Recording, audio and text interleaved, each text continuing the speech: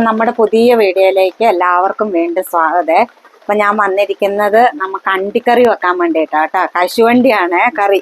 അപ്പോൾ കശുവണ്ടി ഇവിടെ അതിൻ്റെ തൊലിയൊക്കെ കളഞ്ഞ് ചൂടുവെള്ളത്തിലിട്ട് തൊലിയൊക്കെ കളഞ്ഞ് വൃത്തിയാക്കി വെച്ചിട്ടുണ്ട് കേട്ടോ. ഇനി നമുക്കത് കറി വെക്കാനായിട്ട് തുടങ്ങാവേ. അപ്പോൾ ഒരു ഉരുളി വെച്ച് കൊടുത്തിട്ടുണ്ട്. അതിൻ്റെ അകത്തോട്ട് നമുക്ക് കുറച്ച് വെളിച്ചെണ്ണ ഒഴിച്ചു കൊടുക്കും.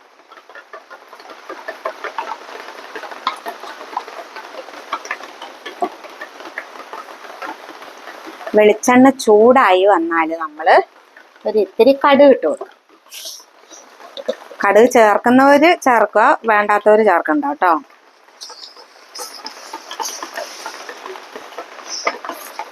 ഇത്തിരി കടുക് ഇട്ടു.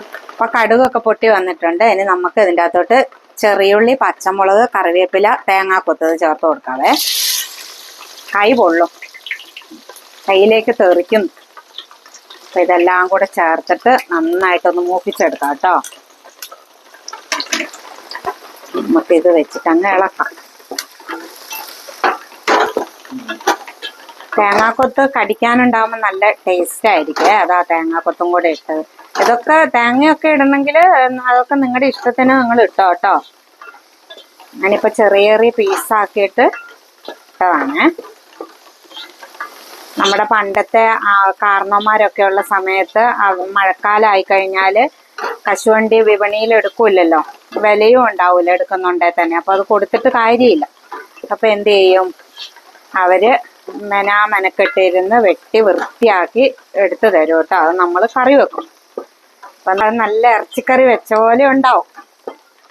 അപ്പോൾ അണ്ടിയൊക്കെ വീട്ടിലുള്ളവർ എന്ത് ചെയ്യുക, ഒരു 2 പേര് വേണം കേട്ടോ ഇതൊന്ന് വെട്ടി വൃത്തിയാക്കിയൊക്കെ എടുക്കണമെങ്കിൽ. അപ്പോൾ അങ്ങനെയുള്ളവരൊക്കെ ഉണ്ടെങ്കിൽ ക്ഷമയോടെ ഇരുന്ന് വെട്ടി വൃത്തിയാക്കി എടുത്ത് കറി വെക്കുക. ഇനി നമുക്ക് അണ്ടിക്കറിയിലേക്ക് വേണ്ട മസാല ഇവിടെ ആക്കി വെച്ചിട്ടുണ്ട് കേട്ടോ. തേങ്ങ നന്നായിട്ട് വറുത്തതാണ് ഇത്. തേങ്ങ വറുത്ത കുറച്ച് കറിവേപ്പില, ഒരു 3-4 കഷ്ണം ചെറിയുള്ളി, അതൊക്കെ ഇട്ടിട്ട് തേങ്ങ നന്നായിട്ട് വറുത്തെടുത്തിട്ടുണ്ട്. പിന്നെ മസാലയ്ക്ക് ചേർത്തിരിക്കുന്ന കുറച്ച് കാശ്മീരി മുളക് പൊടി, മഞ്ഞൾപ്പൊടി, മല്ലിപ്പൊടി, ഇതെല്ലാം കൂടെ ചേർത്ത് വറുത്ത് വെച്ചാൽ നമുക്കൊന്ന് അരച്ചെടുക്കാം കേട്ടോ. അരച്ചെടുത്തിട്ട് കാണിച്ചു തരാം. അങ്ങനെ ഉള്ളിയും തേങ്ങയൊക്കെ ഇവിടെ നന്നായിട്ട് വഴന്നു വന്നിട്ടുണ്ട്. ഇനി നമുക്ക് അരച്ച അരപ്പ് ഇതിലേക്ക് ചേർത്ത് കൊടുക്കാം കേട്ടോ. നല്ലപോലെ കറുപ്പിച്ചിട്ടൊന്നും അരച്ചെടുക്കണ്ട, വറുത്തെടുക്കണ്ട കേട്ടോ. തേങ്ങ ഒരു മീഡിയം കണക്കിന് വറുത്തെടുക്കുക. എന്നിട്ട് അത് നന്നായിട്ട് ഫൈനായിട്ട് അരച്ചെടുക്കും. നമുക്ക് ആവശ്യത്തിനുള്ള ഗ്രേവി ആക്കേണ്ട വെള്ളമൊക്കെ ഒഴിച്ചു കൊടുത്ത് സെറ്റാക്കും. അങ്ങനെ ഗ്രേവിക്ക് ആവശ്യമായിട്ടുള്ള വെള്ളം ആ ജാറ് കഴുകിയിട്ട് നമുക്ക് ഒഴിച്ചു കൊടുക്കാം കേട്ടോ.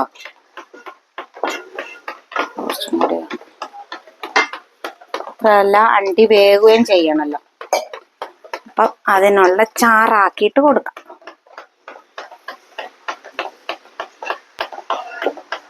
എന്നിട്ട് ആവശ്യത്തിനുള്ള ഉപ്പ് ഇട്ട് ഇതൊന്ന് തിളപ്പിച്ചെടുക്കാവേ.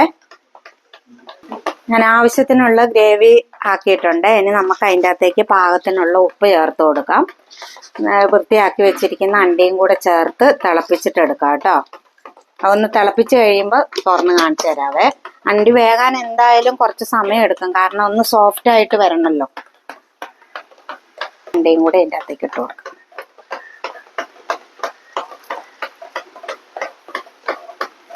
അണ്ടിക്കറി ശരിക്കും ഇറച്ചിക്കറി വെച്ച മാതിരി ഉണ്ടാവും.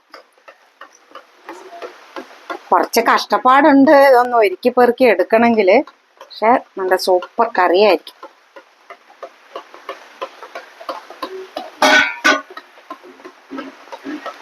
ഒന്ന് ഇളക്കി കൊടുക്കാവേ.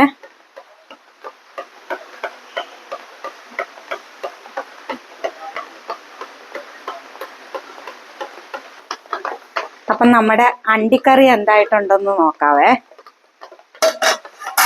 ഇതുണ്ടോ, ഇതാ അവസ്ഥ. നന്നായിട്ട് വെള്ളമൊക്കെ വറ്റി കുറുകി വന്നിട്ടുണ്ട് കേട്ടോ. അപ്പം നല്ല കൊഴുപ്പായിട്ട് വന്നിട്ടുണ്ട് കറി. ടേസ്റ്റൊക്കെ നോക്കട്ടെ.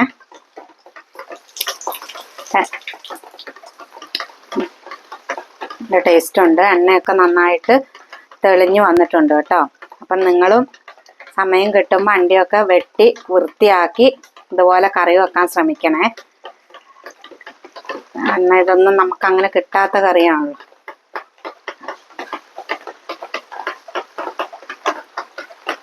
സൂപ്പറായിട്ട്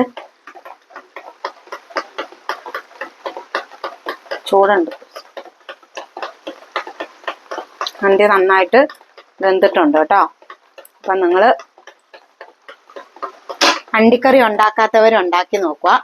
നമ്മുടെ ഈ വീഡിയോ കണ്ടിട്ട് ഇഷ്ടമായാൽ ലൈക്ക് ചെയ്യുക, ഷെയർ ചെയ്യുക, കമൻറ്റ് ചെയ്യുക, സബ്സ്ക്രൈബ് ചെയ്യുക. ഓൾ എന്ന ഓപ്ഷനും കൂടി അമർത്തി നമ്മളെ സപ്പോർട്ട് ചെയ്യുക കേട്ടോ. അപ്പം നമ്മൾ അണ്ടിക്കറിയൊക്കെ കൂട്ടിയിട്ട് ഫുഡ് കഴിക്കട്ടെ. ഇനി അടുത്ത വീഡിയോ ആയിട്ട് വരുന്നിടം വരെ ബൈ.